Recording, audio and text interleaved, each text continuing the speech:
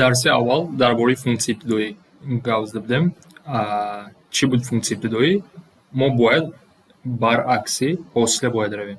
Масалан, ба шумо биёед ба хотир биёрем, функсия дода шудааст. Мегӯяд ки функсияи f of x баробари x квадрат ҷамъи 5 ва аз шумо меёяд ки ҳосилашро ёбед. Ҳосиларо мо чӣ хел нишон медиҳем? Хел нишон дода метавонем. ва ин баробарӣ медонем ки 2x, ё ин ки ҳосиларо мо хел ҳам нишон дода метавонем. ин ҳам 2x мешавад. боз як савол, дуюм савол. Бигзор функсияи шумо ба чӣ баробар? x квадрат минуси 10. ҳосили ин функсия чӣ мешавад? Баробари 2x мешавад.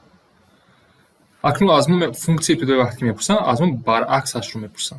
Баръакс чӣ аст? Ба ман функсия дода шуда мешавад f of fx баробари 2x ва ин ҳосили кадом функсия аст?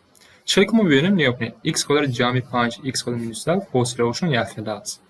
вақте ман баръакс меравам, функсияи ибтидоиро агар ёфтан хоҳам, x квадрат дар инҷо ҳам минуси 10 плюс 5 плюси 100 шуда метавонад, чунки ҳосили ададҳо он вақт ба 0 баробар аст. барои ҳамин бисёр ададҳоро нанавиштам, ман як рақами c-ро истифода мебарем, ҷамъи c. яъне вақте шумо c-ро мебинед, c чӣ маъно дорад? Ягон адад аст. вақте ки ҳосилашро мегирам, ин c ҳосили 0 мешавад ва функсияи шумо 2x мешавад. яъне ҳамон вақт шумо функсияи ибтидоӣ меёбед, дар охир ҳам вақт c навишта мешавад. биёед як ишораро аз назар гузаронем. ин интеграл аст. мақсади интеграл ҳамин чи аст? Ба шумо функсия дода шуда мешавад. аз рӯи вобастагии x интегралашро меёбем ва ин функсияи ибтидоӣ аст. функсияи ибтидоӣ. ва c ҳам вақт мебиёяд. c ҳамон адад аст. яъне ин ишора нигоҳ кунед. мен ду чӣ ҳам вақт мебиёяд. байнашон функсия ки ба ман дода шуда ҳамонро менависам. баробар аст ба функсияи ибтидоӣ ҷамъи c. ин се ишора ҳам вақт мебиёяд. ино ҳамчун аломатанд. ино ҳифз намешаванд.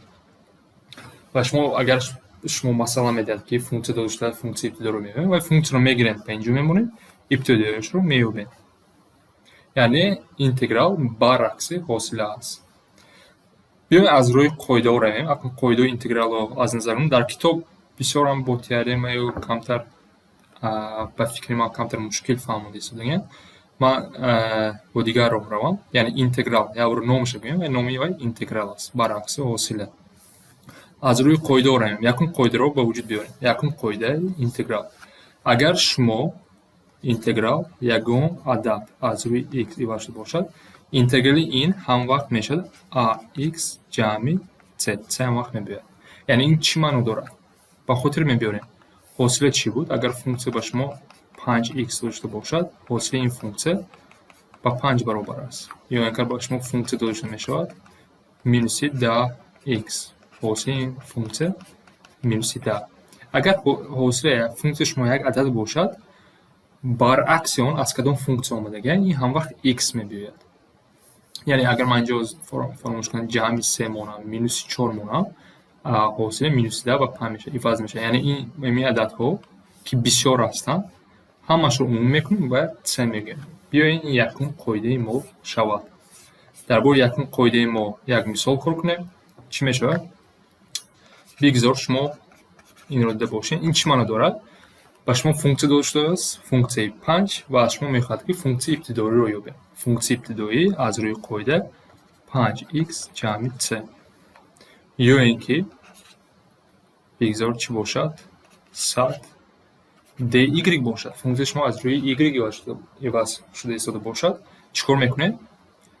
ҳамин иваз шаван чи? y аст. 100y ҷамъи c.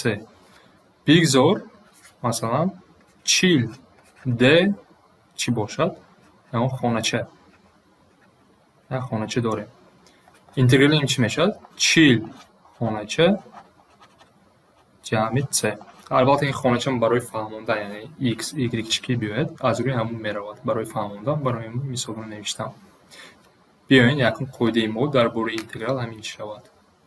яъне функсияе ки бо адад, функсияи ададӣ از کدام حاصلی کدام فунکسیون باشند با از روی این فرموله میابیم.